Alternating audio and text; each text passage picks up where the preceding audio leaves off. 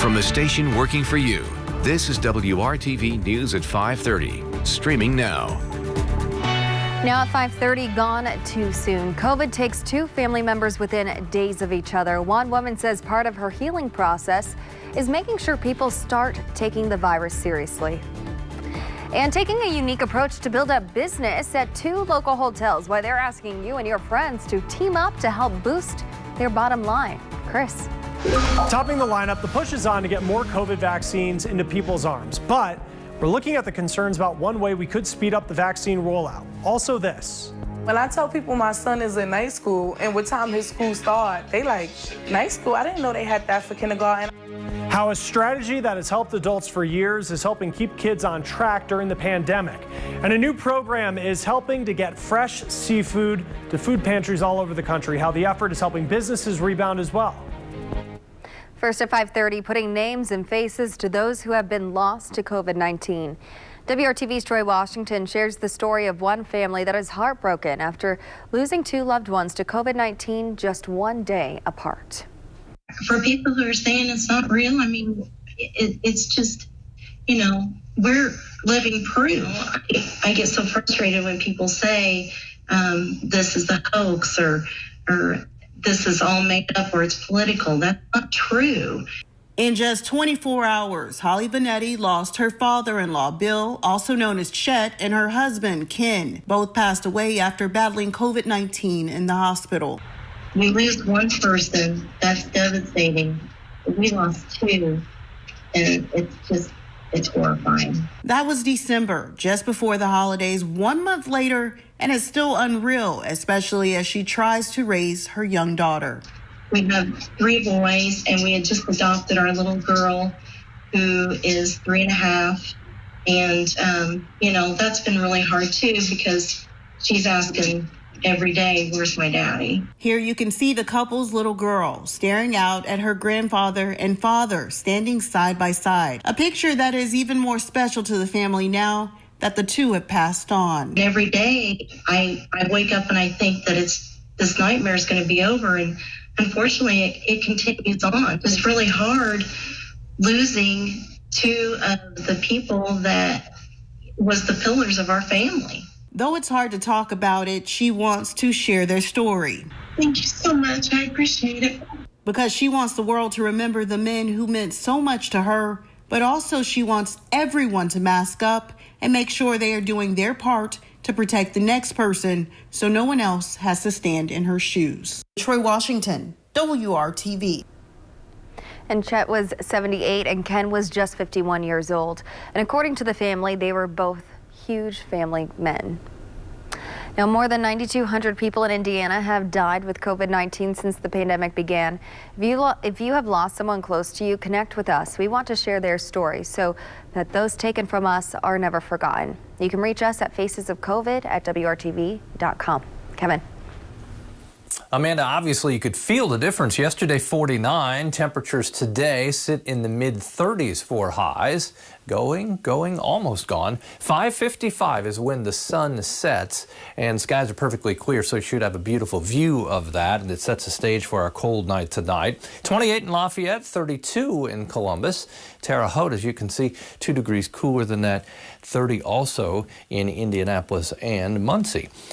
Temperatures are kept cool now by a northwest wind. The wind will calm down some and it won't be particularly windy either tomorrow or Sunday, but that northwest wind 10 to 15 miles per hour now. Want to show you what happens when you get the northwest wind over the open waters of Lake Michigan. You develop snow showers, and you can see that lake effect moving off of southeast shore of Lake Michigan across South Bend toward Angola, clipping Fort Wayne as well. As far as our temperature tonight, coldest since Christmas morning. We dropped to 10 in Indianapolis on Christmas morning, which is the coldest temperature so far this winter. We'll start at 13 tomorrow. By the time we get to midday, sunshine has us at 26. We'll finish your Saturday timeline. Talk about those challenges for Sunday once again coming up. Chris? House Speaker Nancy Pelosi is going to send the article of impeachment against former President Trump to the Senate Monday. Trump was impeached for the second time earlier this month. The Senate is still discussing when a trial will begin. Democrats will need more than a dozen Republican senators to vote with them to convict the former president. Older Americans have a lot of questions as they try and get a COVID-19 vaccine. There are concerns that vaccinations open to people 65 and older in some places before supply could catch up. AARP says that it's been flooded with calls, emails, text messages from people trying to navigate the process. It says there is some benefit to people really just being heard, but they also want answers, and AARP is in the process of making a guide for every state. People can find out what the guidelines are for their state and what they can do, local numbers they can call, websites they can reach out to get some more tangible answers. The group has also been urging states to give older Americans better access to vaccine information in places other than online because they may not have that access. AARP has been holding telephone town halls for people to voice their concerns to government leaders. Issues like they're on a list to get the vaccine and no one is calling them back.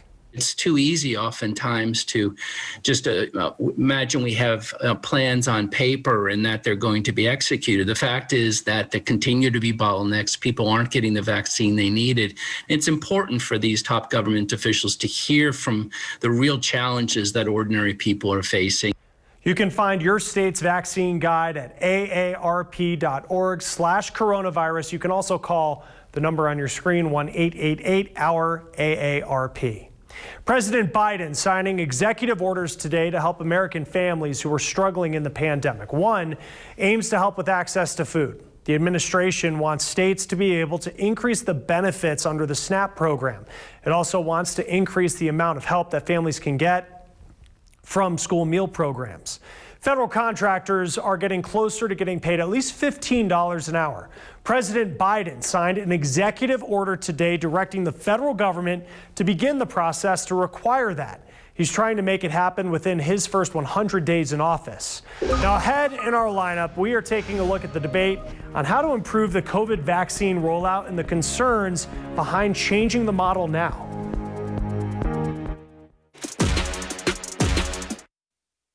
I tell you what, this has hit the hospitality industry so hard. The pandemic has taken a lot from the hospitality industry, and many workers in the service industry are still out of a job today because of COVID-19. We recognize that it's not just the hotels you see on the skyline here in downtown Indy. All across the state, hotels are suffering to claw their way back, including in Columbus, Indiana. Hotel Indigo and the Holiday Inn in Columbus are operating with only about 40% of the staff they had pre-pandemic, and that's because occupancy is still much lower. So the staff put their heads together to brainstorm how can they show guests that coming here is safe and safety protocols are in place. In a time when we are masked, how we can greet people with a smile. Trying to learn how to be hospitable in hospitality. Like, that's our life. That's our passion, is to give our guests the most memorable experience we can. It's about interactions. It's about social exchanges. It's about conversation. It's about smiles. And, now we're masked. And we're not able to do some of those things. And so they created what they are calling quarantine rentals. For $200 plus tax, you and up to 25 guests can rent out the Indigo or Holiday Inn bar area for 4 hours. Maybe it's the Super Bowl or March Madness. The rental includes space to spread out, a round of drinks, a bartender, unlimited snacks, and your choice of appetizers. To book your party and support these Columbus businesses, you can call either hotel. Again, it's the Hotel Indigo Columbus or the Holiday Inn Columbus. Likely the biggest immediate challenge of this Biden administration is improving the vaccine rollout. His new COVID team has said it aims to administer 100 million shots for 50 million Americans in the first 100 days of office. It's a plan some are still challenging. I invoked in the article, I invoked the Mike Tyson principle, which is everyone has a plan until they're punched in the mouth. And it feels like we're being punched in the mouth. The rollout has been extraordinarily slow and sluggish. Vaccine experts debated with the Journal of the American Medical Association about the possible benefits and consequences of getting all the doses available into more Americans, resulting in a delay of the second dose. Concern wasn't necessarily how protected people would be if they delayed getting the second dose by a few weeks. In trials, Both vaccines produce higher immunity responses after the first dose than the flu shot overall. The concern was more around the mixed messaging and Americans' perception. What worries me is that there are going to be people that are going to hear this and say, you know, I'm 80 to 90% effective. That's not that different than 95% effective. I got my dose. I'm good. I had to suffer a little bit with that first dose. Why bother getting the second dose? That worries me. That they see this as yet another curveball, and just like you told me that masks didn't work, and then you told me that they did, and you told me I needed to clean my mail, and now you're telling me I don't, and I'm just so confused that I'm just not going to get vaccinated. There are also concerns the system for determining who is next to get the vaccine is too complex, actually creating more opportunities for inequality. Who is going to be able to figure out their way around the system? Who's going to game it, or who's going to have the resources and the wherewithal to get to the front of the line? It's going to be the well-to-do. It's going to be the privileged. That's Exhibit A is the tax code. One proposed idea is that after nursing homes and healthcare workers, we move to an age system, 75 and up, 65 and up, 55 and up, then a lottery after that based on the last number of your birth date. Now that takes the burden of requiring proof of pre-existing conditions and essential worker status off those giving the vaccines. That's what experts are saying, so they can speed up the administering of the vaccine. Now back to the lineup, a strategy that has helped grown-ups for years is now keeping some kids on track through the pandemic. We're taking you inside kindergarten night school. Right now. Food banks are overwhelmed right now, but Chris Conti shows us how a new program is helping food banks get fresh seafood and at the same time helping businesses rebound.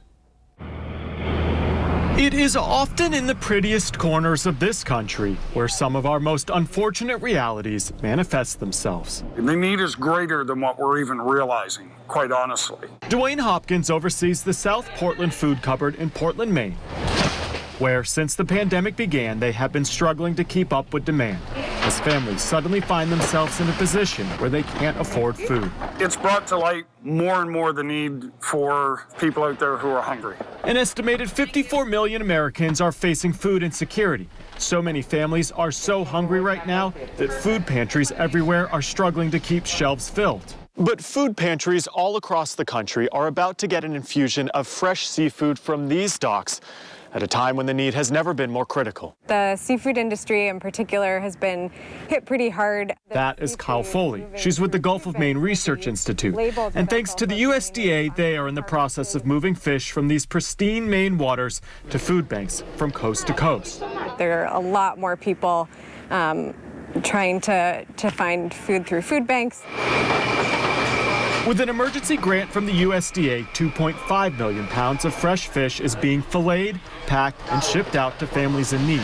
For food banks to be able to get this really amazing source of U.S. caught, regional, responsibly harvested local seafood is amazing. 139 food banks in 35 states across the country will end up with Gulf of Maine responsibly harvested fish.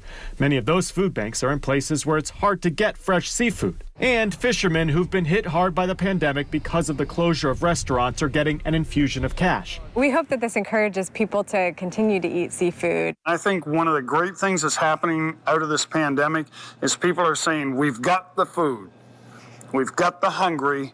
How do we get that food to the hungry? There's something else happening here that has nothing to do with food. It's about the boost in morale food banks see when a person is hoping for a box of pasta but walks away with a fresh piece of fish. When we can provide our recipients with fresh market product, it just bolsters their self-esteem. At a time when so many families are struggling to make ends meet, a bit of hope off the horizon. In Portland, Maine, I'm Chris Conti. Oh, mid to late morning, I had to stop, take a picture of the sky. If you love clouds, these are good looking. They're not my favorite clouds. Cumulus clouds are my favorite, but these are cirrus clouds. At about 20 to 25,000 feet above ground level, they're high enough up, they're not made from liquid droplets, but these are ice crystals. And oftentimes, if you're ever seeing a ring around the sun, for example, it's caused by cirrus clouds or the ice crystals at that altitude. From that to this. perfectly clear, and the sun is now setting. And as I mentioned, since Christmas morning, we haven't been as cold as we will be tomorrow morning, as many spots will be between 10 and 14 degrees. Minneapolis is at 17, Minneapolis 15, Chicago 17.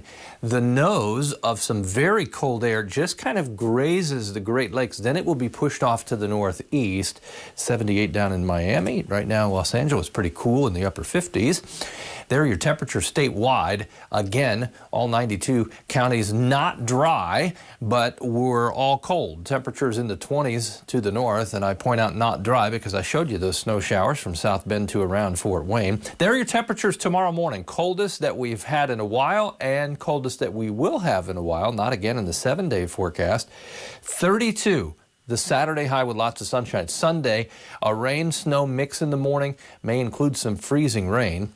There are your temperatures tomorrow afternoon in the low 30s as we go overnight and into Sunday morning. There's the blue of some snow at 7 a.m. and some freezing rain. This should all be fairly light, but remember, if you have plans early Sunday, you'll have to deal with a wintry mix to begin with. Chris. With schools across the country holding remote classes, experts worry some students are being left behind. With students missing from class every day, one group of teachers turned to an old school concept, and it's working. Alexa Liaco takes us to night school. All right, friends, so we are going to get started. When most students are getting ready for bed, Today, you will be writing hello. these kids are logging on for kindergarten night school.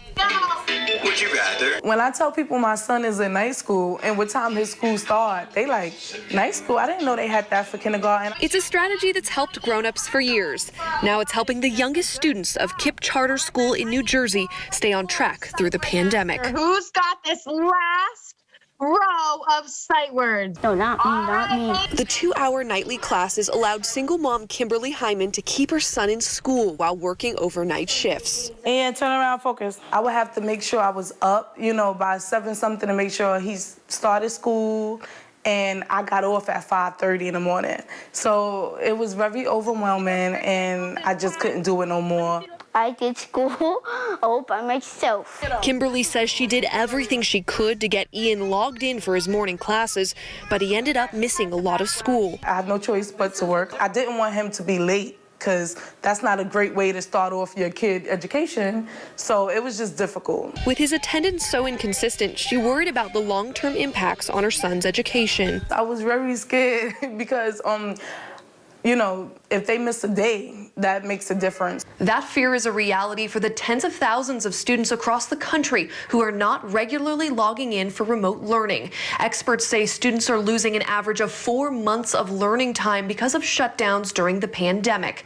Younger students are at a higher risk for falling behind during this time, and experts say it could take them years to catch up. This is the age where they have to learn their letters. They have to learn their letter sounds. They learn their numbers. And then once they get up to the higher grades, they don't teach that anymore. They're just the kids are just hopefully expected to know that. Kindergarten teacher Meredith Egger says without the night program, her students would be missing key developmental windows to learn those critical skills. There were some kids that weren't on from the first day of school. I've definitely seen some kids fall behind, but the evening program has really helped pick them up. For Ian, night school has made all the difference. Night school is more better. It has more teachers. They tell us more sight words. Do you like it now more that your mom can be next to you and she can help you if you have a question? Yes, I like it more because I can be watched 24/7 on. In the end, we can agree it's still school. So we still need to work, and that's a pain in the butt. But it's given families a chance to succeed during challenging times. I feel very blessed. I love the fact that I feel like I'm a more hands-on parent now because I'm right here while he's in school. Blessed to be part of the education helping this 6-year-old grow into the scientist he wants to be. That's smartness. I'm Alexa Liaco reporting. Alexa, thank you. And a final check of the lineup. The nonprofit that helped mentor inauguration poet Amanda Gorman has new dreams after seeing her success this week. We'll talk about how you can be part of their mission. For just $209 a month. we, the successors of a country and a time where a skinny black girl descended from slaves and raised by a single mother can dream of becoming president, only to find herself reciting for one. Amanda Gorman's inauguration poem is already one for the history books. And now the 22-year-old, her backstory is giving many other people hope about their own futures. Gorman's a Harvard Scholarship graduate, but when she was just 14 years old, she joined the Los Angeles nonprofit Right Girl. But I think the positivity that she exemplified is a real hallmark of Right Girl, that is something we really try to imbue in our young people is, take a positive approach in your writing, in your perspective, in your views of the world and your future. The executive director of Right Girl explained the program is about more than just writing workshops. It's one-on-one mentorship and group and community-based support for teen girls to help them graduate high school, get into college, and succeed in careers in life. KEREN Taylor says that Gorman's inauguration speech has led to an increase in donations, interest in partnerships, volunteers, and expansion beyond Los Angeles. It is overwhelming at the moment, but Taylor says it was Gorman's speech that reminded her the most of what's possible. We've had a little bit of a belief limiting feeling like, well, maybe that's just too big. Maybe that's not possible. And her remarks, her poem, her presence, and all the flurry of attention and support has reminded me that maybe we just need to be okay about dreaming a little bigger and setting ourselves on a path for it. Now, while the pandemic has presented in-person challenges, it has also allowed Right Girl to accept volunteers and teens from outside of LA. They're also accepting monetary donations and willing to talk to those wanting to start similar programs in their communities. You can get in touch with them with WRITE girl.org. And as we kick off news literacy next week, you'll really see some stories that we hope help you spot misinformation in the media, on your social media, or in your email. On Monday, we'll show you 3 simple clues that could mean an article or email contains misinformation. Thank you, Chris. A dry and cold Friday night leads to a dry and cold Saturday. Lots of sunshine with just, I think, an increase in the mid and high level clouds as we go through the day. That's foreshadowing the change for Sunday that we still need to talk about that.